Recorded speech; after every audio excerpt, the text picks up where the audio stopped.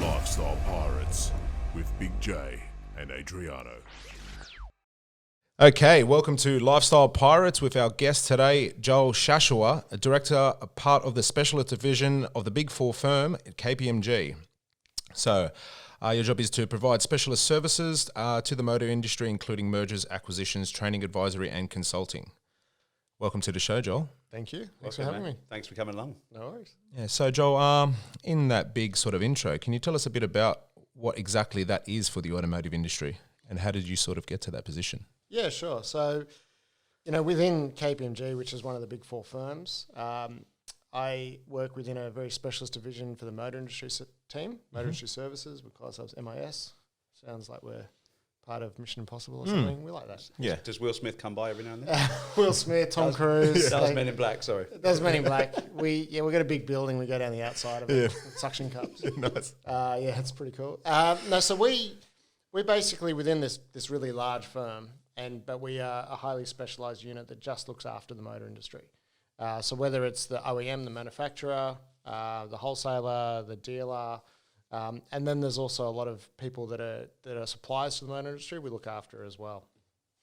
So the mergers and acquisitions is taking clients and either helping them acquire a dealership or dealer group or sell a dealership and a dealer group. So we do that. We do training. We do any advisory service. And essentially what we do is we lean on all the resources within a Big Four firm and then help.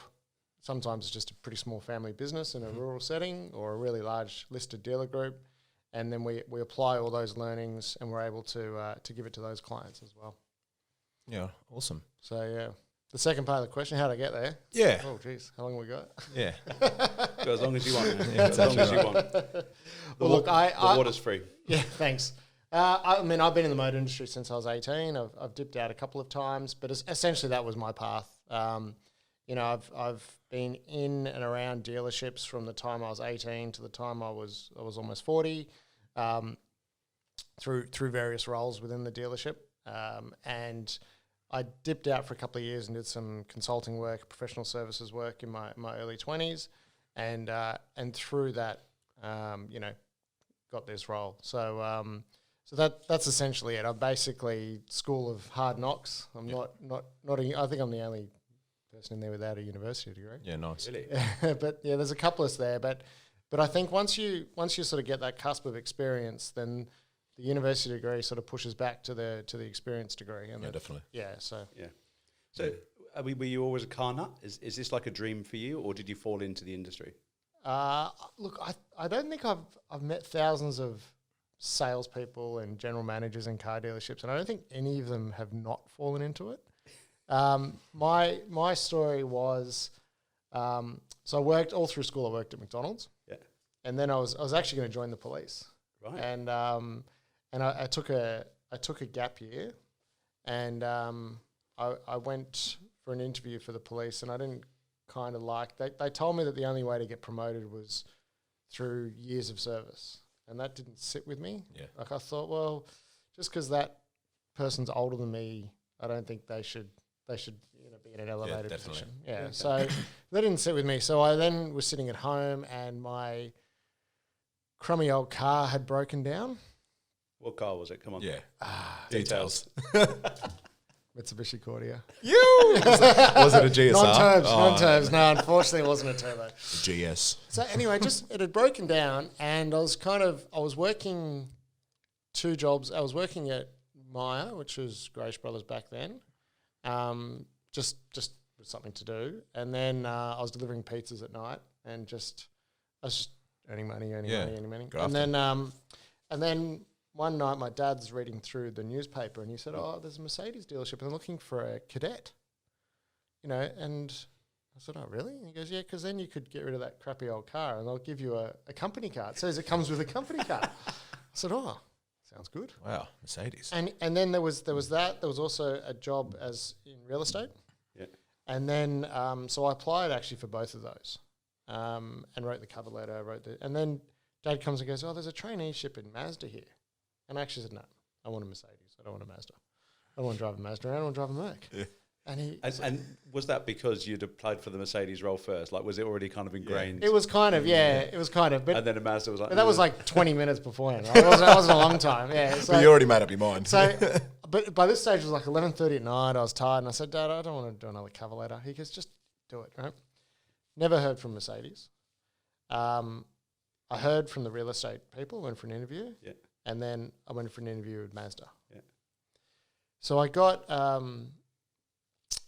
offered the real estate job, and then the Mazda job I hadn't heard anything. So I called the manager at the time, and I just said, "Look, I was just calling to see how I went." And he went, oh, and he went all hesitant. And I'm like, oh.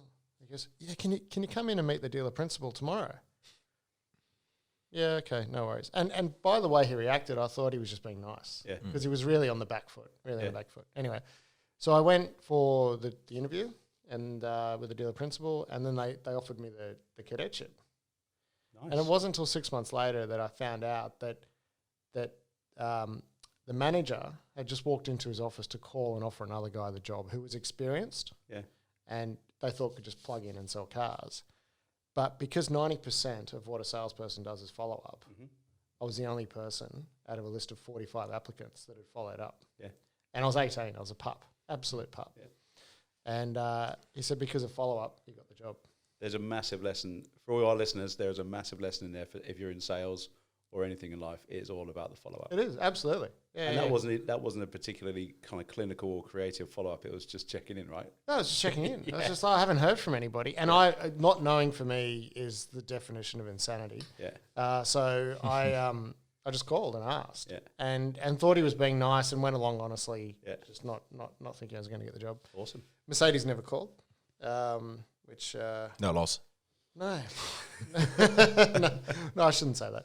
But it was, I just. And from that point onward, so I've never recruited a salesperson in the industry that has previous experience. Yeah, okay.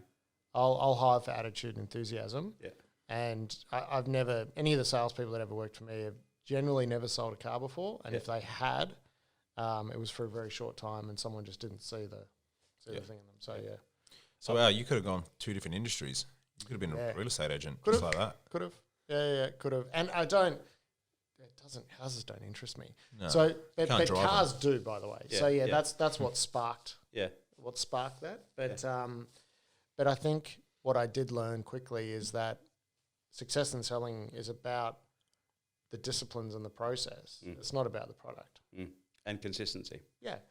Because even in the Mazda range, there were certain cars. I mean, I didn't really get excited about a 121. Mazda Metro. Oh. That was my first company car. Jelly bean. 1.3 manual. Didn't even have wheel covers, right? Yeah. Result. So you're never going to get excited about all your product. Yeah. And you often see salespeople who love one particular model and they sell that really well, but they don't sell the other models. Yeah. So you're never going to love all of your product all the time. And it's more about the process and finding out why other people would like it or it's better than the one down the road. Yeah. So, but the love of cars is still strong. I mean, Adriano can attest to that. Yeah, big time. So. Because you guys met when you were, I might be jumping ahead here, but when you were at Maserati, yeah? Yeah. We knew each other before that. Yeah. So, I mean, I was with the McCarroll's group for 13 years. Yeah. And Adriano's been there a long time. But we finally got to work together when I, in 2014, came across to open the new Maserati business. Yeah. Okay.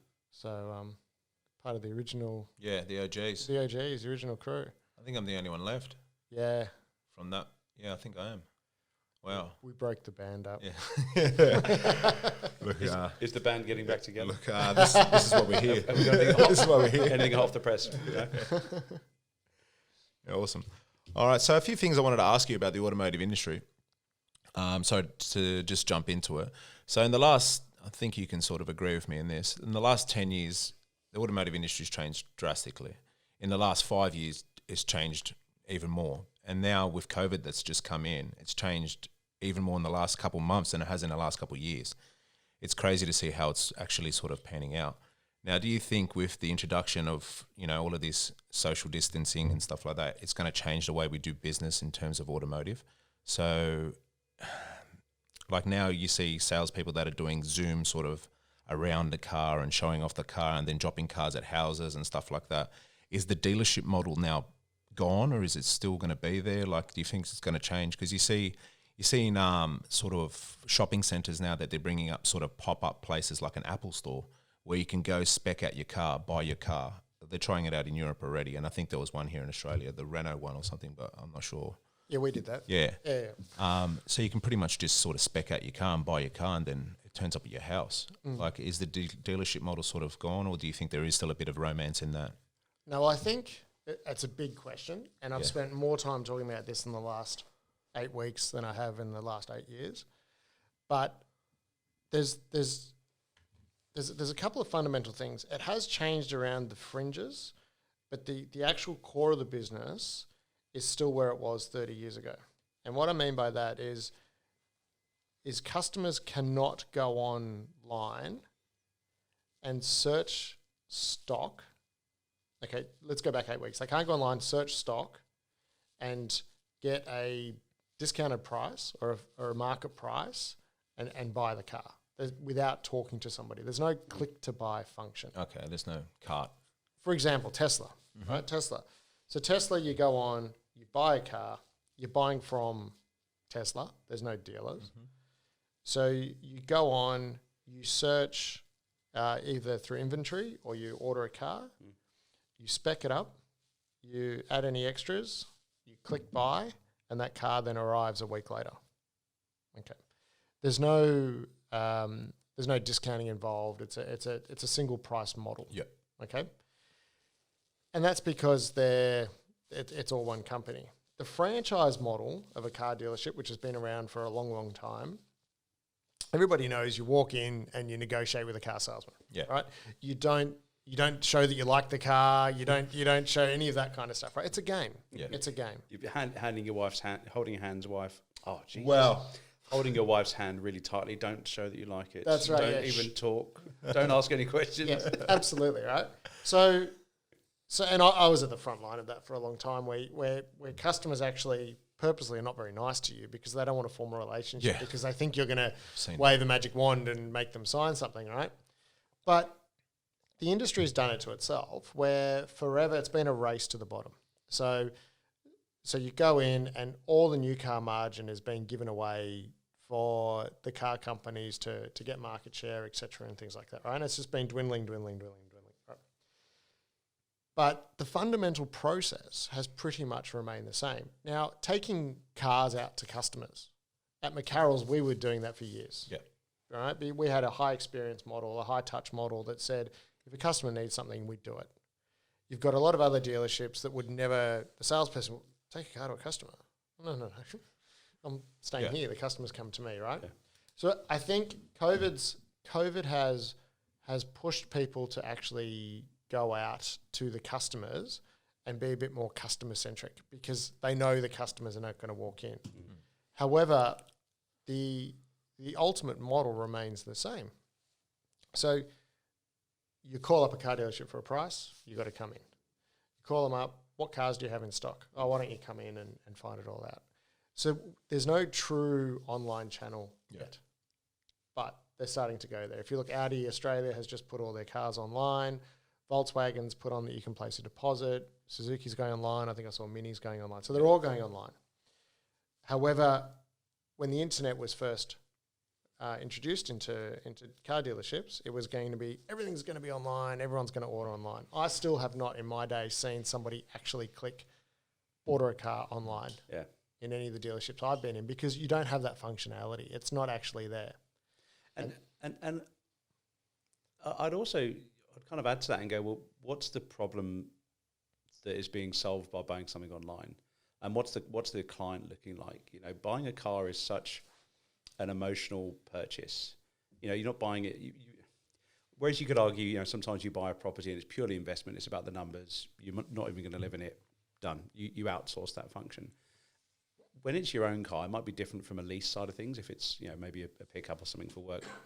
If it's your own car, especially in the high end space, you're buying that legacy, that experience. So I can't imagine that actually working going online, you know. And I guess it's a bit like buying a shirt as well. You know, I never buy any clothes online. I like the experience, like going in, having a chat with the salesperson. What else have they got? I normally come out with a couple of pocket squares extra, but Yep. like it's part of that journey. So I can imagine, depending on You're a salesperson. You like to be sold. 100%. So not everybody likes the journey. yeah, So if you, I'm the easiest person to sell to. yeah, we probably all are, and we can love edit. cars. We can edit it out. Just so you know. Send your tenders too. So that's us. Yeah. If you ask my wife how she'd like to buy a car, she doesn't want to meet a salesperson, right? So she wants to go and have a look at the car and sit in it and feel it and touch it. She wouldn't test drive it, and then she would like to go home in her own time, spec it online, and order it. Why not drive it? Because she thinks, well, it's a new car, it's going to drive nicely. Right. Okay. And she's probably not going to check the nuance of how it drives, how it handles, she's not taking it to a track. But there's logic to her thought, though. And All that- new cars are fairly... Yeah, it's going to drive nicely, right? But would that be regardless of brand out of interest? So let's go back to your start of the journey. If she went into a Mazda place or a Mercedes place, would that be the same behaviour? I think so. She would decide. So her visit to the showroom would be more of a validation. Yeah. Okay. So I've done all this research. I know this is the car. This is probably the colour I want. She would go into the showroom, go, oh yeah, that colour looks good in person, or it doesn't. Yeah. And then she would go home and she would spec it up, and that would be how she would like to interact. Okay. I remember we had a guy years ago who worked in one of our dealerships. He went to another brand, and he said, "I'm amazed at how many customers don't want to test drive," because he was working in Toyota at the time, and he said a lot of customers, they just go and every 3 or 4 years buy the next Corolla.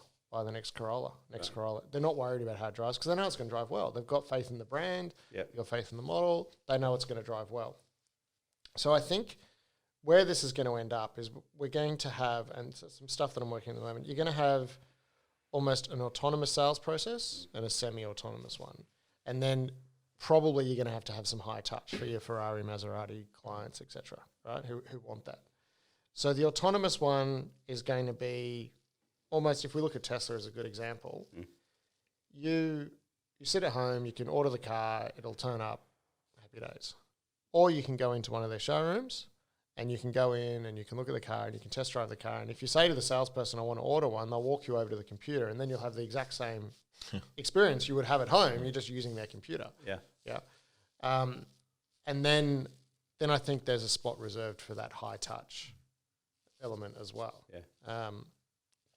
So, arguably, if you're going to buy any of the volume brands in Australia, a Kia, a Hyundai, Toyota, Mazda, Honda, anything that's sort of in those top 10 brands, do all those people want a high touch process? Yeah. A lot of people dread going into car dealerships. Yeah. They go like, I've got to do that every 4 years. Thank God I don't have to do that for another 4 years. Yeah. It can be intimidating for people. It can be intimidating. And also they know the salesperson's on commission. And so they're thinking, is he selling me what he wants to sell or is he selling me, But on the flip side, we knew that a lot of people who we took through a proper sales process would buy a different car than what they thought of. Because once you engage an expert who can give you expert advice, then you may understand that original car you were looking at may not suit your needs once we know what they are. So have you got an example of that? Yeah, I mean, it used to happen a lot. So we used to, let's say, for example, with Volkswagen days when the Tiguan came out. So when SUVs started coming out, you have an older generation who never thought they'd be in a four-wheel drive. Yeah. But then when they realised that if they had a hip problem, getting in and out of a hatchback versus a small SUV was a lot easier. Yeah. That they could see the road and it was just a much more comfortable car to be in. Yeah. Yet the stigma before that was it's a four-wheel drive. Yeah, true. And I don't go camping. But now that's the most popular segment, right? Yeah, it is. So that's 68% or something. Especially over here as well, isn't it? SUVs Globally. Right, globally, okay. That's So, why everyone's but- making SUVs. But I think the customer behaviour, what we've got to work out, are customers entering dealerships because they have to, or they're entering because they want to? And for those that feel that they have to, are we able to look after those people in another way? Yeah. Then on top of that is the dealership model. So we know that dealerships are averaging 0.8% return on sales at the moment as a profit number. Is this COVID state or this is? No, this is prior. This is previous to. So prior to COVID, 24 months of decline straight for the car industry. Yep. Worse than the GFC. It's the worst thing we've ever seen. Right. And so since 2017, it's been a nosedive. Yeah. Right. So the average profitability has been shrinking to now where the average dealer is actually basically almost at a loss situation. Right. Right. And that's been shrinking. So if the trend continues, the average dealer in Australia will be losing money. You can't go in and negotiate $5,000 off a car and still expect a dealership to be able to trade. Yeah. Yeah, Right? exactly. Especially when they're building beautiful new showrooms for you to, and the service expectation is higher. Yep. New coffee machines, look after customers, kids area, excuse me, new configuration spaces with leather samples and wood grain samples and all that kind of thing, right? Yeah. So the cost of the business has come up, the margins have shrunk down. Yep. So disruption is imminent. We need to look at how the model is, and then, so the two key things with the model is whether we can take out some of the cost of a sales process. Mm-hmm. So at the moment, when you buy a car, you'll sort of come in contact with about 5 people. Yeah. Yeah. Maybe that should be 1. Yeah. Mm-hmm. Almost have like a hybrid role. Yes. Yeah. Yep. Like a service department. Correct. You do everything, right? Then do we need the big Taj Mahal showrooms? Yeah. Do we need that? If people are using that as a place to come and experience a vehicle, do we need? And if there's less people sitting there, there's less room. There's, corporate real estate is expensive, although it might drop with COVID. With what everyone's talking about. So almost what's guaranteed is that if it continues the same way, then it's going to be. We're going to lose dealers because it's just not going to be sustainable. So it's ripe for disruption, but the stumbling block is the business model. Now we know that Mercedes is going to go to agency agreement in 2022. We know that Honda's moving towards it. We know that in New Zealand there's a number of people moving towards it. And basically what does that mean? Yeah, what it means is that the dealers become a representative of the manufacturer. Yeah. Sort of like Tesla. Like Tesla? Yeah. Yep. Okay. So I was wondering when that was going to come in. Yeah, so a number of it's well known in the public. It's advertised, but essentially what that means is the dealership doesn't buy stock off the manufacturer and then resell it at whatever they want. Yep. Basically, the manufacturer owns the stock. Yep. There's no subsidiary. Yeah, the customer and the dealer just delivers it on behalf of the manufacturer. Okay. Right, and they get a fee on the way through. So what that means is you could sit at home and you could say, right, I want to buy a Honda, and you go onto the Honda website, you spec a car, it says your local dealer is in, Alexandria. Mm-hmm. Would you like to pick it up from this person, or do you have a preference? Yeah, no, that's fine. And you go in and you pick up your car, or they deliver it to you, however it works. Or alternatively, you go into that dealership and you order that car, and they get the credit for the sale, and then they're able to do it. It means the dealers don't need to hold the stock. All the stock's held by the OEM, and you're essentially dealing with the OEM, which is the original equipment manufacturer, which is what we call the brands. Yeah. And therefore it's a fixed amount of fee that goes to the dealership. Now, if we take that salespeople hate negotiating, customers hate negotiating, that could be the best thing ever. Mm-hmm. But it just depends on how the manufacturers support the dealers through that process. Yeah. Used cars won't change, so they'll still have a used car business. They should still have a finance business, spare parts, service, all that kind of thing will be still there. Yep. But it's just that new car piece that it changes. And once that happens, it's a single price. Yeah. And once you have a single price, it opens up to online ordering in its truest form. Yeah. And that will be the interesting thing to see, whether so Mercedes is doing that with their electric vehicle model. We've seen Subaru do it in the past with BRZ, that you could only order it off Subaru Australia. Okay. now you can go through a dealership. But there's been some really good working examples before in the past with high demand models. Yeah. It'll be interesting to see once you put a whole range online and go to full dealership agency what that does. Am I right in thinking, whilst we're sitting here in Sydney and talking about the Aussie car market, this is a global movement or challenge? Yes and no. I mean, in the States you can't actually have an agency agreement because there's laws against manufacturers selling direct to the public to protect the dealers over there. Right. Okay. It's quite powerful. From what I know, you can't buy a Tesla in Texas direct because it you can buy one in California and drive it, but you there's that's to protect the dealers so that OEMs don't start going direct. And it's one of the big fears of agency is that OEMs will start just trying to sell direct to everybody and the dealer gets cut out. Yeah. But I don't think that will happen. Yeah. And these are all just thought bubbles, This could all happen in 3 years or 5 years, but it's fun to talk about. But I think COVID will accelerate this. Yeah. I think it will, because now all of a sudden people are going, okay, what is the appetite to transact online? Yeah. And when you talk to car people, we all think, oh, no, you've got to test drive cars and you've got to do this and you've got to do that. And I absolutely agree with it. I mean, if you sit in any of my training sessions or consulting sessions, I'll tell you that the most important thing is to test drive everybody. Yeah. But they're the people that have chosen that that's what they want to do. Yeah. There are a whole bunch of people that choose to sit at home. Now, the other thing about Tesla is you can return the vehicle. So there's a confidence there. There's a buyer's confidence. Really? There. Yeah. So I think that's a 7 days or something. Yeah, a friend of mine did that. Yeah.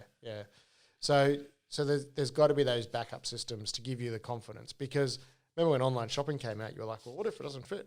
Yeah. But now companies have become so good at saying, well, if it doesn't call us, we'll send you a post pack and you just send it back. It's great. Yeah. So they've gotten around that kind of thing. Yeah. Well, I think the Iconic does that within the day, don't they? Yes. If you get it delivered in the day, if you don't like it, then they can send you a pack as well. Yeah. So that's an example of a company that's really geared up in that and probably made a success out of that as well. Yep. So it's interesting to see, and then of course, usually the main disruptors come from outside of the industry. Like I don't think Uber was a bunch of taxi drivers that got together, right? So it's probably a bit more complicated than that, but there are lots of people within the industry at the moment looking at this and thinking, how can we fix it? Because even prior to COVID, this was going to be an issue. Yeah. That the current model in a dwindling market. It's true. And they're family businesses. There's 3,000 dealerships in Australia, and a lot of them are mum and dad businesses in rural areas that, they sponsor the local kids' cricket team or soccer team. Yep. They're very involved. If you go to a country town and turn the TV on, you'll see the local car dealer on with ads. It's cool. Yeah. It's really cool. So you'll see them on there, and those guys might fear what's coming. Yeah. But I certainly think that that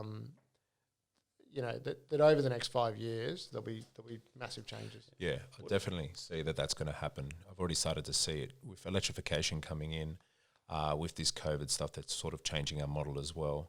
I'm sort of gearing up I'm trying to think of what's going to actually happen in our automotive industry and how I need to prepare myself differently. If we do have the right leaders in a position that are making the decisions that need to be made, are we dynamic enough where we can move forward? Yeah. Yeah. Well, I mean, I guess from a service point of view, there's a big question around EV and whether COVID's pushed that back or accelerated it. I mean, there's different types of EV. There's hydrogen cells, there's electric. It's inefficient. There's all that plugins. Kind of there's many different types. There's all these different types, right? EV, we're literally talking electronic vehicles. Yes. So yeah. Sorry. And then there's HEV, which is hybrid electric. Yeah. And then there's PHEV. Yeah. And then there's there's a whole bunch of types, but basically they're either going to be powered by a battery and petrol, or hydrogen. Yeah. Right. So often what drives this is the legislation or what the politicians drive at the time. I mean, there was a number of countries where they said they wanted 50% EV by 2025. Yeah, Germany's been a big push in that. They have, haven't they? Yeah. So, but whether COVID now increases the appetite or pushes it back, right? And climate change was a big driver of that. And we've seen some amazing photos around the world of what happens if we pause the world for a couple of months, what happens, right? Whether that becomes a positive or a negative for that change, we don't know. But what we do know is that EVs have less moving parts. There's going to be less servicing. There's going to be, which is good for consumers. But we've got 3,000 and the industry. But we've got 3,000 dealers who need to still, support the families that work for them and things like that. So that's my concern as well. There'll be an oversaturation of mechanics now, because there'll be less work for them. So there's going to be a lot of people out of work in that whole industry. But I suppose we've seen this coming for a long time. But those people can pivot to do other things. And of course, then the software is going to be, technicians years ago started going more from plugging in cars and trying to work out what happens with them. So yeah, it will be interesting to see. But also though, I mean, it's hard to find technicians. Yeah. Yep. Yeah, exactly. Because usually they leave the industry once they've got a bit of knowledge to themselves because they realise they can get paid a lot more money for doing a lot less work. Yeah, and when you've got inner city, sounds great. Yeah, when you've got inner city dealerships where to live anywhere close to there is really high rent. Yeah, then it becomes hard to live a proper life close to work. So the commute's big. So then the other part of disruption is, do service departments need to be in the city? Yeah. Can we take the customers' cars to where the workshop is and where the technicians live? And, that's another question. So, do you need a workshop in Artarmon? Or does it not really matter? If you're picking a car up from a customer's house, does it matter where the workshop is? Yeah. Logistics-wise, it could be an issue in terms of insurance, but I suppose you could always truck them and... Yeah, I mean... with our particular brand, it's a... Yeah, with your particular brand, those ones, certainly. But, I mean, I don't know how many emails you've got from Ubers and taxis offering to deliver any kind of thing to you at the moment. So perhaps Uber drivers will be picking up customers' cars and bringing them to your dealership. You heard it here first. With some of my Uber experiences, that is petrifying. What's your thoughts on and where we are in the city? We're surrounded by a lot of these subscription, models at GoGet, and I think even Hertz have got one now. Yep. What's your kind of view on that? Is that a way of the future? Because I think even GoGet, they've got a few BMWs around the corner. So, sometimes we might grab a Corolla, or if we're going somewhere nice, we'll book the BMW. Is that also a way of the future? Yeah, so there was a lot of talk about mobility as a service, because after all, what are we selling? We're selling mobility. Yep. So it's interesting. I was in the States in February, and I was looking at some numbers where in the places that the mobilities, like the Uber, etc. Yep. All of that was actually higher usage where car usage is higher. So in other words, the more cars people own per family, the more they use Ubers. So it didn't replace, because what it's meant was there are obviously people who've got some income. Yep. They've got a couple of cars, but they're going out on Friday night and they don't want to drive. Yep. So they're using Ubers, right? So the take-up of that is higher than people saying, well, I only lease a car once or twice a week, so I won't own a car. Yeah. And I'll therefore use an Uber or a Yep. GoGet. So in a lot of cases, it's become a supplemental, not a supplement. It's become incremental, not supplemental. Yeah. So that was interesting to see. So look, there's definitely going to be a place for mobility. They've still got to work out the subscription piece properly to make sure that it's a good value proposition. Yeah. But where subscription comes into play is it buys you flexibility around what you do with your cars. Yep. Yeah. Look, certainly out in the rural areas, we don't think it's going to be big, but there's definitely a place for it. So if they can get the value of the subscription to make sense to a lot of people, then it will start to really get traction. Yep. And then for people who want flexibility, so I know one of the car companies, the subscription companies, Carly, their tagline is, if your life's going to be the same and you can guarantee it is for the next 3 years, go and buy a car. but for everything else, there's Carly. And the point around that is, if you've ever tried to get out of a lease in the first 2 years, then your payout figure is usually well above what the car's worth, and you're trapped. Right. You're stuck. You're trapped. So a good example is an executive comes and gets a posting to Australia for a year or two, rather than the company buy them a car and then and cop a loss when they sell it, they subscribe a new BMW for that person or whatever it is, right? So that's one thing. I'm moving interstate for a year for a job. I'll subscribe to a car. I won't buy one. So all that kind of stuff will definitely happen. So we think there's definitely a movement for it. Yeah. We just don't know how big it's going to be in Australia and what percentage it's going to be of the market. I've heard some people say it's going to be 10% of the market. Yeah. Is there room? And I think I read this or heard this that Porsche are doing almost something very similar. I think it's over in Europe though. It's in Europe. Where if you're a Porsche customer, then actually you have access to the fleet. And so if you want a Macan GTS for the weekend because you're going to go off-roading, if it's made to do that, then great. Or if you want maybe a cheeky GT3, you can have that as well. But you're paying that subscription model. Is that something that's going to catch on? Yeah, there's a number of customers. There's a number of, I call them customers or clients, but there's a number of dealer groups and companies in Australia that are already doing that. Right. Yeah, so you can pay $1,000 a month. And 1 month you'll have a Jeep Cherokee. The next month you can go and get a Camaro or whatever it is, and you're just paying per month, right? Yeah.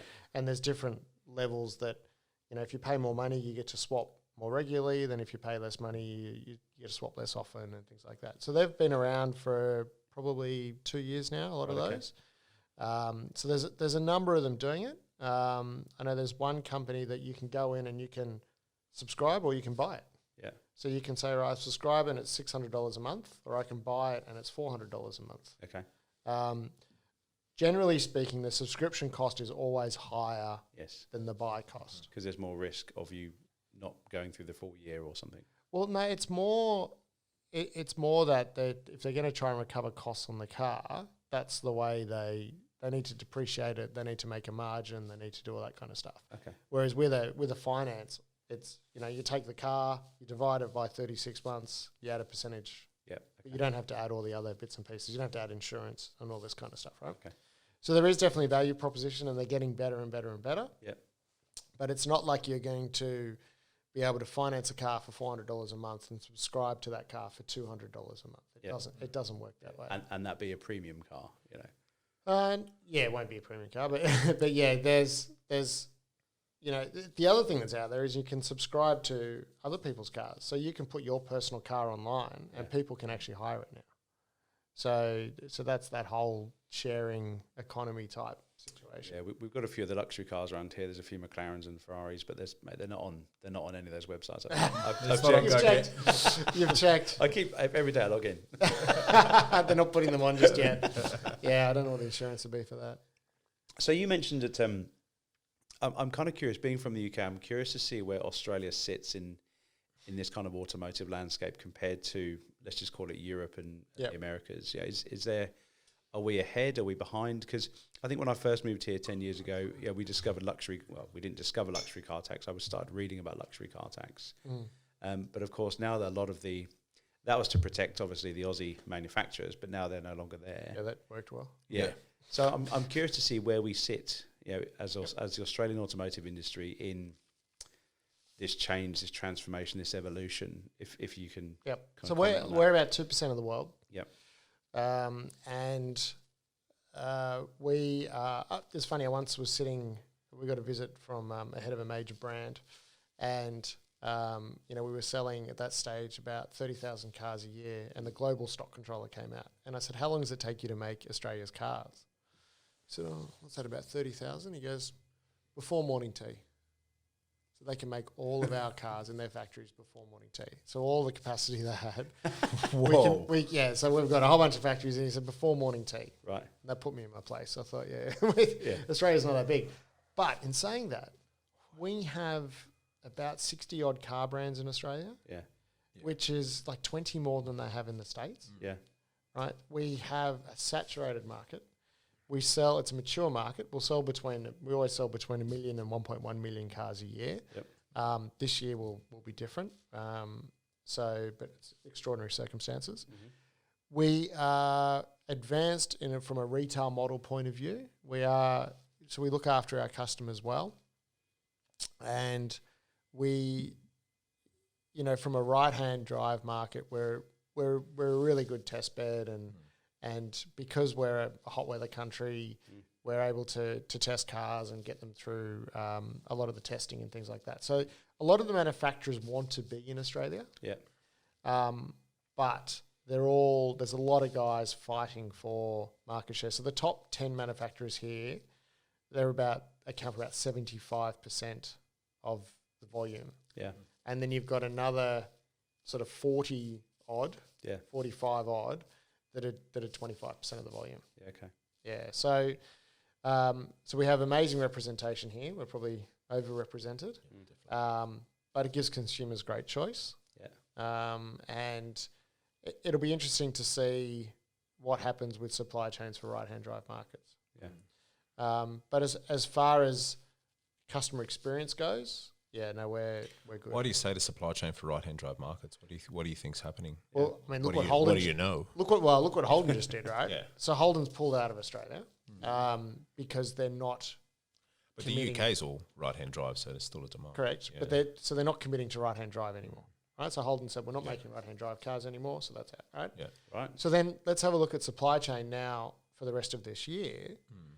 Australia's coming out of COVID really well. Yeah. Right-hand, if you look at big right-hand drive markets, you've got Japan, you've got the UK. Right, Japan's going okay, UK's having it tough. So then all of a sudden, are the manufacturers going to want to apportion the right-hand drive that was going into the UK and saying, well, Australia's doing pretty well, let's punch the cars down there. Yeah. And it's what do you say it was 2%? We're about 2% of the world. Yeah. So we're yet to see the flow-on effect from the supply chain interruption, but because we're a right-hand drive market, it might be we might get some of the other countries around the world because they sit there and say, right, we've got this much production capacity. How much can we give Australia? How much can we give the UK? Who's booming? Who's having a tough time at the moment? And they apportion the cars around. And maybe because of the way that we've handled COVID, it may help us with supply. It might oversupply us. We don't know yet. Yeah. Okay. Okay. And do you see an end in sight for the LCT in this country? Oh, look, there's And what's that going to do to the actual cars that are already here that are heavy? So people have bought with LCT and obviously resell with LCT. Like they've factored that into the cost of their car. Yes. So will the cost of those cars or the value of those cars tank if they got rid of LCT? Luxury car tax, yeah? Yeah, sorry. There'd have to be some kind of correction in values because it's 33%. It's mega. It's a big chunk, right? So, look, I think, and if you look at what the Victorian government did last year, they actually added extra stamp duty on luxury cars, right? So they're increasing the taxes. So they're actually pushing that up. So the LCT is a federal tax, and your stamp duty is a state tax. So they've actually gone even harder on luxury cars. And, with the view that if you can afford a luxury car, you can afford to pay a bit more tax and all that kind of stuff. So, look, for a long time, especially since we've gone out of local manufacturing, there's been a call to wind that back. Yeah. I think it was K-Rudd put it up in 17? No, it was earlier than that. No, sorry, just before the GFC hit. So 2007, I'm 10 years out. It went up from, I think it was 27 to 33%. And yeah, I mean, I don't see that there's a need for it. I mean, if you look at what it does to your product in Maserati and things like that, it's huge. But not just that, it's every option you add to the car then becomes a third more expensive. Yeah, exactly. So we've got a new model that's coming out that, say, it's $3.5 million. Right, so all of our sales for that car, none of them are getting delivered in Australia. They're all going overseas to their places overseas, but they've been purchased here, but they're not being brought into this country. Because can you imagine 33% tax on a $3.5 million car? Yeah, well, I don't think anyone's going to feel sorry for that. No, definitely purchaser not. Though. But I mean, luxury boats. Imagine if it was on boats, right? Yeah. So, look, no, I think it needs to be looked at. I know that it's certainly being lobbied by the dealer groups and the OEMs. They're all lobbying the the government to drop that. Yep. And there, because there's not only is there no local industry, but Holden pulling out of the market has just shown that investment was it didn't work. they've got a bad return for that. Yeah, right? exactly. Yeah. So certainly the Prime Minister was not happy when Holden announced that because he feels like we made an investment. Exactly. Yeah. Blew up in his face. Yeah, but look, I mean that's up to Holden. So at the moment they're talking through the dealers and working out a plan, but I mean that's a decision they made at the sort of the highest levels, and they're pulling out a right-hand drive. It's funny you mentioned about the boating industry. So in the super yacht industry, the government at the back of the last year actually made some changes on foreign flagged vessels coming in or yachts coming in because they basically changed the amount of tax they would have to pay on chartering in Australian waters, Right. because it was so high. So it was actually, bear in mind over here we've got refit centres, we've got over in Auckland where you can get refurbed, up on the Gold Coast. It was discouraging some of the big super yachts and mega yachts from spending their tourism dollars in our waters, New Zealand and the Pacific Islands and the like. So they've actually changed that. And I know I've got a few mates that own some restaurants, and I was seeing on the news the other day, they were talking about the fringe benefit tax, Yes. and kind of how can they bring back the long lunch, I'll be up for that. Me too. killer. But how can they bring that back in terms of getting more dollars, Yes. into these businesses? But that, and I the mean, industry. FBT hit cars as well, right? Yeah. So that was, you used to be able to salary package, your mortgage, your car, everything into your package. And then the FBT really knocked that on the head. Yeah. So, Yeah, fair play. interesting times, though. Very much, very much. I feel for the restaurant owners at the moment, though. I mean, It's I guess everyone's kind of jostling for position, right? Everyone's doing the best they can with what they have. So again, a friend that we're going to get on this podcast, he's setting up 90-minute sessions in his restaurant. Obviously, he can only have 10 people, but I think next Friday we've booked an hour and a half sitting. Yep. And we'll go in there. We've been going there for years. We'll go and spend money, and he does BYO, but we won't do that. Obviously, Yep. don't want to take the mick too much. Yep. But yeah, I think it's just supporting, and I think if anything, what's come out of here for small business owners, regardless of being in the hospo industry, is actually how do you pivot and innovate really quickly to make sure you're still relevant? Because all of a sudden, with everybody offering takeaway, everyone had the same offering, if that makes sense. You weren't going somewhere to sit down for the experience, the sommelier, seeing the chef, getting a hug from the the front of house. Everybody offered takeaways. All of a sudden, it brought everyone up to the same level. yes. And I don't care who you are. Food in a takeaway container, it's got to travel well, right? So and that put a test as well. So hopefully we'll start to see a few of these kind of come back online. But Well, there's a lot of restaurants that would love to forced 90 minutes. yeah, Sorry, it's not us. It's COVID. Yeah, exactly. Okay, right? yeah, Because they'd love to, right? Turning the tables is what it's all about. yeah. Yeah, sitting down for a coffee for an hour and a half. Yeah, it's like, sorry, no, Yeah. you've got to go. Yeah. You've been here Yeah. too long. Yeah. But I mean, they would love to do that, and a lot of restaurants already book that kind of thing. But it's always an awkward conversation where it's like, sir, ma'am, Time's up. your time's up. You need to leave. Yeah. I mean, I'm not a fan of that kind of that 2 hour sitting. I know why, but again, I think especially when you've chosen and you have a choice, and you've chosen that restaurant because of the experience, because of the menu. And then after 2 hours, it's like, right, we're going to move you to the front bar. Well, hang on a minute, we've just ordered another bottle of wine. Yes. That's another. But it's the 2 hours around assisting the restaurants to make more money by turning the tables, or is it? Yeah, it is. Okay, so yeah, okay. Yeah, so we kind of had that pre this, but yeah. So I think I'm hoping that a lot of them will continue to move forward. There's a cracking podcast called In the Weeds that we listen to, which is all about the hospo industry.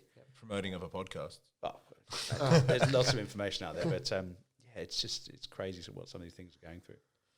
Yeah, it's interesting to see how people are reacting. And so my favourite Indian restaurant, I think it's the best Indian restaurant in Sydney. Do you want to give it a plug? No. He doesn't want anyone to find out about Exactly. But they Doesn't want to be queuing Long waiting outside. times. but they live about probably 12 k's from my house. They don't do any delivery options. Yep. Right? So I've always It's not far from your place. There's no option for me to get delivery, and it's like I always check Abby's. menu log. Yes, menu log, Deliveroo, all of the Uber Eats, right? And I'm like, hopefully one day they'll just kick into it, right? Because it's it's a sort of 40-minute round trip for me to go and get food, and I love the place, right? It is really good. That's an investment of time for takeaway. It is, right? But it's so worth it, right? But it frustrates me every time, right? Because my theory is they probably just don't want to share the percentage with the delivery company, right? And some of those ones are taking big clips as well. They are, which is, it's a business decision, but it just doesn't suit me as a customer. Yeah. COVID hits, I get an email. We'll deliver. Result. Right? So I've now had it in the last 3 weeks. I've probably had it 3 times, right? Because now they're delivering to the area. So they've had to go, well, we have to now. It's forced us to do it. Yeah. The big question is whether they'll continue it on once they open back up. But it's it's my one little positive COVID story that I can now get. But I'm glad they did it, and maybe that's just what they'll have to do from now on.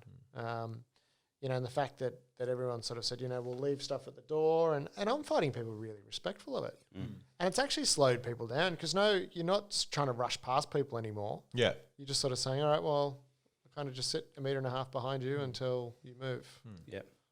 Please move quickly. Yeah. I mean, I've noticed walking around here, people greet. When I first moved here, people, it was almost quintessential what I knew and believed to be Australia, right? People were greeting you in the streets, acknowledging you, how you going, morning, and all of that. And that has waned away over the years, but it's kind of come back. And I don't know if it's because everybody got put on a level playing field. Yes. I've noticed it as well. Everybody was affected by this. So, even if you're walking towards someone will stop and let them through, holding doors open, like the basics of humanity and just being a nice person. But that seems to have come back. Yes. And what you were saying, just taking things a bit slower. Yeah. People aren't in a rush, Yep. So I'm hoping a little bit of that just continues. I hope we've kind of taken out of this, okay, we probably had it really good, probably didn't recognise it. Yep. Especially here in Australia, we've got it really good. Let's recognise it. Let's acknowledge where we live, the fact we can go for a walk. My family in the UK, my sister, she has to go to the shopping centre on her own. Yes. Without hubby or kids. Right. Like, kind of 2 people in the car. Whereas, she'd love that though, probably. She probably does. Open slather. Puts her own music on. She's probably loving life. Singing into the mobile phone. But again, so the different way that it's kind of touched the different parts of the world, and I think we've done pretty well and been pretty lucky over here. Yeah, I think people have shown a restraint that has surprised me, and it has taught us to slow down. I now rush. I used to rush around all weekend to try and tick up a whole bunch of lists of things, but now I'm like, there's no point rushing around. Yeah. I'm here for a while. Yeah. When it opens back up again, who sees what will happen? But also, I think it's taught some basic hygiene to a whole bunch of people. Yeah, it was needed. It was Cover your mouth. It was more just make sure you're washing your hands and make sure you're doing this and just make sure that you're cognizant of what you're touching and interacting with. Yeah. But you're right. Do you watch like celebrities when they do their Zoom call and you look at their house and you think, could have done that a bit nicer. Yeah, Right? definitely. Yeah. Like you're worth hundreds of millions of dollars and you're stuck in your bedroom like me. Yeah. Like, surely you'd invest in a I know. A studio green room. Come on. Come on. Come on. Get a second camera. Exactly. I know. At least have someone behind us, like panning cameras and stuff like different angles, lighting. Far out. Someone said to me though that's their theory is they've picked the worst spot in the house so they can look more. Yeah, right. More relatable. Yeah, but I don't want those people to look relatable. No, exactly. You can stay in your ivory tower. It's fine. I want to watch you. Yeah. So Joel, I actually wanted to go back. I've been wanting to ask you something for a long time. All right. No. So you left the automotive industry to go into the luxury luxury watches and jewelry sort of segment. The decision behind that, you don't have to get into, or you could tell us, but what was the difference between that industry? Could you transfer a lot of your skills already that you had over? Because, you do adapt and evolve quite quickly. So how was that sort of transition, and then what made you come back? Well, I left because of you. We're going to edit that out. Every day. No. So, look, I'd been, almost 20 years in automotive retail, 13 years in the same dealer group, and I was about to crack 40, so it was kind of almost like a midlife crisis type thing, right? So I just wanted to see if those skills were transferable. I'd done automotive, and I wanted to be able to sort of, look back when I'm retiring or when I'm grey and go, I only did that and I pigeonholed myself and didn't do that, or whether I'd jump out, whether I'd sort of jump back in, or whether I'd really love it or what would happen. So that's what really did that move, was can I transfer what I've been doing in automotive to somewhere else? And the opportunity came up to have a national retail operations role in watches, which is another passion of mine, and jewelry, which I love, right? And the other reason that role appealed to me was end to end. So forever I was reselling cars and parts that were made by somebody else overseas, who the designer of that was so far away from me. Whereas this business had manufacturing. So I wanted to add that part of the supply chain as well, so that you could actually talk to a customer and say, what do you want? And be able to make it. Yeah. Right? Exactly how they want it. That's awesome. So I wanted to add the before bit as well. So so that was good. So the answer is that skills are 100% transferable. And I think that what people miss out on when you approach a recruiter or something and you say, well, I've got all these skills, and they go, no, you don't tick the box on the experience. Well, the right person will get the experience, or will add to the experience and bring their experience in, exactly, and give you a different so that's what prompted the move, and it was a couple of years in that role. And I think there are certain roles that you give a lot and you don't necessarily grow a lot. Then there's roles that you don't give a lot and you grow, in like a traineeship or a cadetship. And then there's roles that have got really good balance. And when this KPMG role came in, I knew that I'd be surrounded by a lot of really smart people, and that I could give to my clients, but I would also grow, So, there are certain roles where you live the same year over and over again. So some people say, I've got 10 years experience. Well, some people have 10 lots of 1 year experience, right? Yeah. They live the same year over and over again, right? And you go and see them, and 10 years later, they're still talking about the same stuff they spoke about 10 years ago. And they just keep reliving the same year. And some people are very happy to do that. I'm not. But so you often, so if you go into a role and they pay you as the guru kind of guy, you go in there, you do all your kind of stuff. And then you're at real risk of living that year over and over again. Yeah. Whereas then there are some roles where you give, but you get back a lot. You surround yourself with smart people who have had a different experience. As I said before, I've never been to university. Now I'm surrounded by a whole bunch of people who have got master's degrees, and I can learn from all those people, right? So, and vice versa. Correct. And vice versa. Yep. So really they, I think you can sometimes have some different roles that are in those different spaces. So you've got some of the big growing roles, and then you go in and you give, and then you need another growing role, and then you give, and it just keeps that going, if that makes sense. So for me, the watch and jewelry space, beautiful company, family company, been around 50 years. I'm still in touch with the family. I love the business. It's a great business full of really great people. It gave me really good retail experience outside of cars. I was able to share with them a lot of, and I didn't know whether going into that I was, retail was behind automotive or in front of automotive, if that made sense. So I did that, but then when this role came up, really couldn't knock it back. And I love the auto industry. I missed all.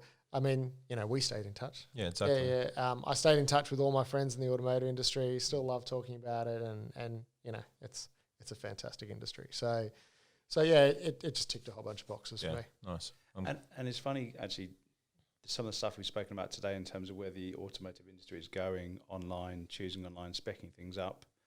I mean, you would have kind of lived and breathed that in the jewelry and watch industry. Yeah, that's right. A lot of people are buying that stuff online now. Yep. They do the research, and then so it's That's right. So and look, I'm a I love the old traditional retail. Yeah. So I love the experience, and I love the temple to the brand, and going in and touching it and feeling it. You know, we were the first dealership to put a smell. Remember, we put the smell in the showroom, the nice scent that the hotels Everyone do. still comments on that. Yeah, that's right, right? So I thought that was your cologne. I thought he's been a bit long with that. well, I remember I went into Cool Palazzo Versace in the Gold Coast, and it always smelled amazing. Yeah. And I said to the lady, "Why does it smell so good?" She goes, "Oh, we'll show you." And they got the maintenance guy, and he took me up to the air conditioning unit and showed me how it all worked. Nice. So then when we opened Maserati, we did that because the smell memory is hugely powerful. Yeah. Massively powerful, right? Yeah. So often a smell will bring you back before anything else will. Yeah. Good or It's bad, very true. I guess. Yeah. Make sure it's a good smell. Yeah. So, and the other great thing about this role is that I love fixing problems, right? So we've got this problem at the moment with dealership profitability. So what's the solution? Yeah. You know, and so you have a problem and you fix it. And we can lean on all these other people that have done it in other industries, and there are retail guys within KPMG doing the same sort of thing. Yeah. So I love the romance of traditional retail. I really do love it. And if you said to me, would you rather sit behind a computer and manage an e-commerce platform, or would you rather manage a store? I'd be in a store any day of the week. But, it's down to consumers. It's down to what they want. And getting back to what we were doing before, how many things do you go out and buy that you don't actually know the price of before you go in there, or that you've got to negotiate the price and you feel pressure to do that? Most things now are pretty set, right? Yeah. Yeah. So to me, it's transparency, trust, all that kind of thing. If you can deliver that to car customers, I think they'll be grateful. All right. So to build on that, I'm kind of, and you might not know the answer, but I want to just lean on your retail stuff. If you look at the consumers and the younger generations that are coming through, where they have done and live online, and they're quite happy to shop, online, return, make all of that kind of stuff. They're not bothered about that relationship, or it's not maybe key in that buying decision. Do you think that's just going to shape everything moving forward? Do you think businesses, no matter what industry they will have to have an online offering or an e-commerce site? Yeah, look, I think definitely.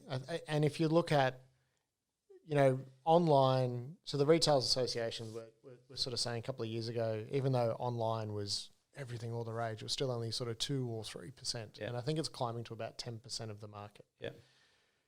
So I think they'll definitely need to have some kind of offering. Yeah. It then just depends on what's the human touch element behind that offering. Yeah.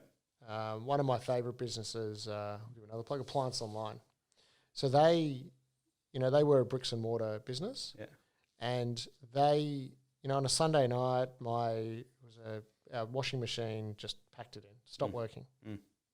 I then, I was flying out on Monday, I had to go to Melbourne. So Sunday night at about 10 o'clock, I'm on Appliances Online and I'm on the website and I'm like, can I get this? And I shot off there was a chat box, and I shot this off and shot off some questions, and they said, do you mind if we call you? So they called me. It was some people in Australia on a Sunday night. There's someone there 24/7. Wow. Nice. I had a chat with her and she said, look, the one that you want isn't in stock. We've got this one in stock. We can have it delivered to your house tomorrow morning, whilst you're obviously on your way to the airport. And, I had that conversation with them. So they have an amazing online presence, but it's backed up by some humans. Yeah. So I think there's a mix. Yeah. But certainly, in answer to your question, omni-channel, it needs to be embraced. And I think cars are one of the sort of the final frontier of being able to do that. And it lends itself. Some products in some way consumers wish to trade, lends itself to it. And I think we need to be able to go there. And also we need to take, buying a car should be easy, should be fun. We need to take a lot of the game out of it. Yeah. It shouldn't be about oh, there's some person that wants to sell me something and I'm going to have to negotiate and I'm going to take my brother because he's a really good negotiator. A Wally, and yeah. Yeah, I'm going to, that shouldn't even come into your psyche. Yeah. It should be, I want to go and have a nice experience and Yeah, true. experience the brand, and that's the price. And, if I paid, I get that. Yeah. So what keeps you in the car industry?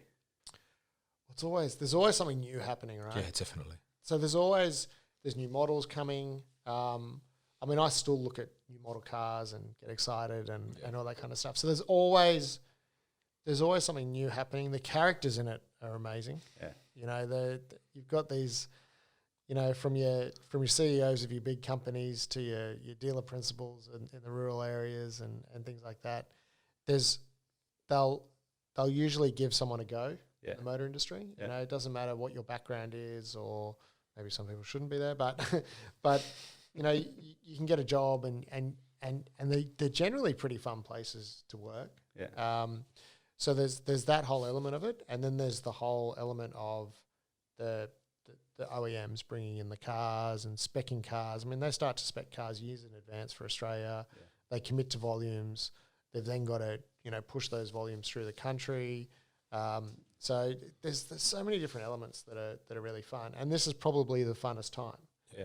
Because of we just don't know what's gonna happen next. So we could be speaking in 5 years and everyone's gone to agency, or we could be speaking in 5 years and there's a couple of outliers and then the model's still the same and everyone's sort of scrapping around for the 0.1% return on sales. Yeah. Sounds like we're going to get you back in a few years' time and do a bit of a sense check, see where things are at.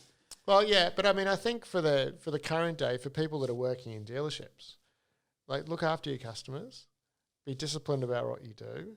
It still always comes down to relationship at the moment, because even when you do go fully online, there's still going to be a good portion of people that want to have that experience and that want to relate to you. I think some people dream of sitting behind a computer and just doing that all day. So if you're not one of those people, there's lots of other people that are like that, and they'll want to deal with people like you. Yeah. So and shout out to all the car salesmen that have been still at the dealership. All the workshop people are still at the dealership. They haven't been at home. They've been going out to work every day. And there's been some fear out there, right? You'd know it better than I would, Adriano. Definitely. But there's some fear out there of the unknown and making sure that the customers that are coming in are doing the right thing, and there's a trust level. So they haven't been able to just hide at home. They've been out there working. So good on them. Fair play. Well, I think that's a great way to wrap things up. Joel, thank you for your time. You're very welcome. Appreciate you joining Lifestyle Thanks for coming in. Pirates. That's fun. Stay safe. I get an eye patch now. Absolutely. You should get some eye patches made up. Yeah, can we speak to it? Yeah, I reckon. I've got a merchandise deal going. Exactly. That's right. Yeah, nice. Yeah. Nah, Joel, thanks for coming out. I think that's about it. If anyone wants to get in contact with you, did you want to do a plug for yourself or? Oh, they'll find me. LinkedIn's probably the best thing. Yeah. Just look me up on LinkedIn and we can always have a chat. Yeah. But yeah. Awesome. Thanks for the Thank you chat, very much. boys. Thanks, buddy.